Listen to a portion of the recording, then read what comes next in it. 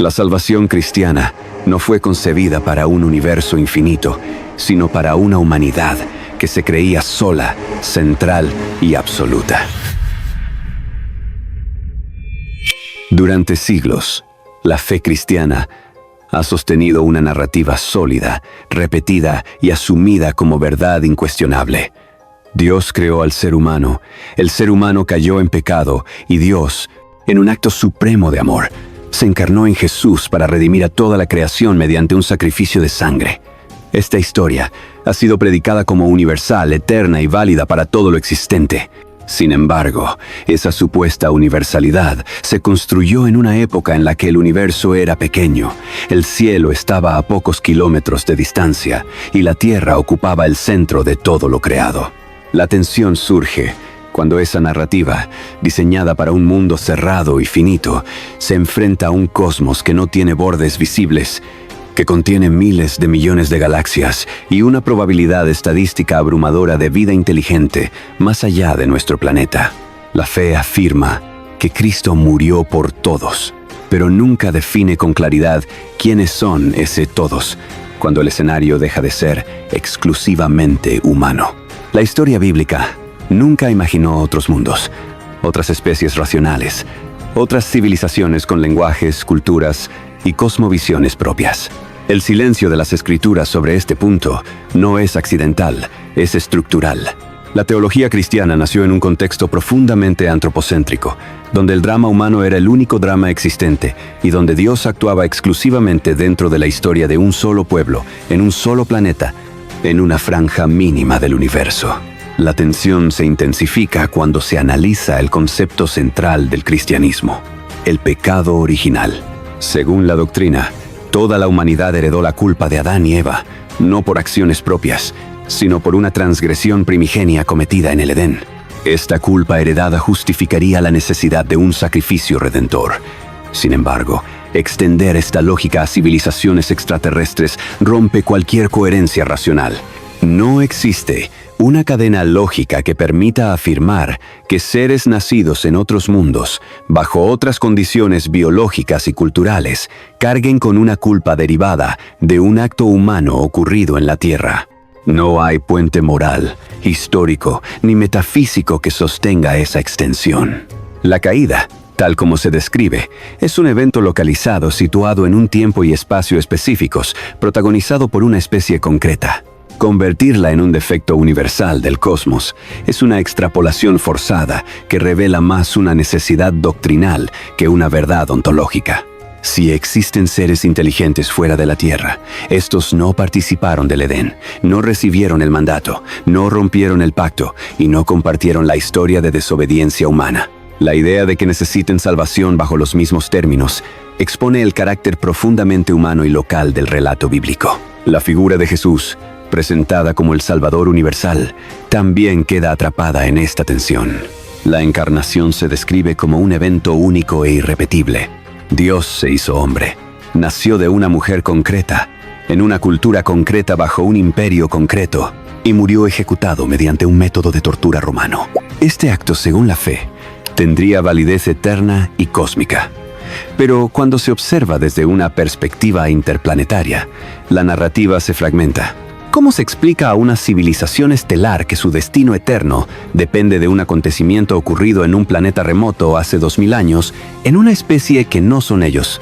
¿Cómo se justifica que un Dios supuestamente infinito haya elegido un solo mundo para manifestarse físicamente, ignorando millones de posibles escenarios donde también existirían seres conscientes? La tensión no es emocional, es lógica. Un plan de salvación verdaderamente universal no dependería de coordenadas geográficas ni de contextos culturales específicos.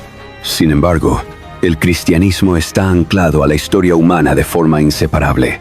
La ciencia ha añadido presión constante a esta fractura teológica. Los descubrimientos astronómicos han demolido la idea de la centralidad terrestre.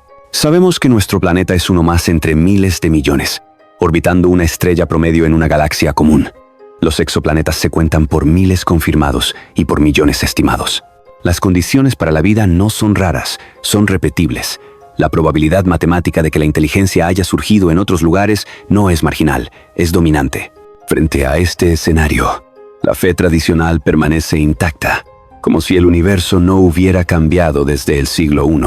La tensión se vuelve evidente. Una teología que no se adapta al tamaño real del cosmos comienza a revelar sus límites internos. No se trata de atacar la fe, sino de exponer su arquitectura conceptual, diseñada para un universo pequeño y manejable. La resolución de este conflicto no se encuentra en especulaciones místicas, sino en el análisis lógico de las propias afirmaciones doctrinales. Si Dios es omnipotente, no necesita un sacrificio localizado para redimir una creación infinita. Si es omnisciente, conoce de antemano cada posible caída, sin requerir correcciones dramáticas. Y si es omnipresente, su acción no puede limitarse a un solo planeta sin contradicción. La teología cristiana afirma que Dios no cambia, pero el relato de la salvación muestra a un Dios que reacciona, corrige y repara errores. Esta estructura narrativa encaja con la psicología humana, no con una entidad absoluta. La salvación, tal como se presenta, funciona como respuesta a una crisis específica: el miedo humano a la muerte, a la culpa y al castigo. No surge como una necesidad cósmica, sino como una solución simbólica a una angustia existencial concreta. Las evidencias históricas refuerzan esta lectura. Las primeras comunidades cristianas esperaban un fin del mundo inminente. La salvación no estaba pensada para milenios, ni para civilizaciones futuras, mucho menos para especies alienígenas. Era una respuesta urgente a una expectativa apocalíptica local. Con el paso del tiempo, al no cumplirse el fin anunciado, la teología se expandió, reinterpretó y universalizó conceptos que originalmente eran temporales y contextuales. La redención se volvió eterna, porque el tiempo se alargó. El sacrificio se volvió universal porque el mundo no terminó. Esta adaptación constante demuestra que la doctrina responde a la historia, no que la trasciende. Desde una perspectiva científica, no existe evidencia de una caída moral universal inscrita en la estructura del cosmos. La evolución muestra procesos de adaptación, no de corrupción moral. El sufrimiento no aparece como castigo, sino como consecuencia natural de sistemas complejos. La moral surge como construcción social, no como herencia genética de un error ancestral. Si existen civilizaciones extraterrestres, su desarrollo ético habrá seguido caminos distintos, moldeados por entornos distintos. Pretender que compartan una misma culpa y una misma necesidad de redención revela un sesgo antropológico profundo. La salvación cristiana no describe el universo, describe al ser humano. Incluso dentro del propio cristianismo, existen fisuras que apuntan a esta conclusión. Algunos teólogos han sugerido múltiples encarnaciones, otras formas de revelación o planes alternativos para otros mundos. Sin embargo, estas ideas no resuelven el problema, lo multiplican. Un Dios que se encarna repetidamente en cada planeta habitado deja de ser un acto único y se convierte en un mecanismo narrativo.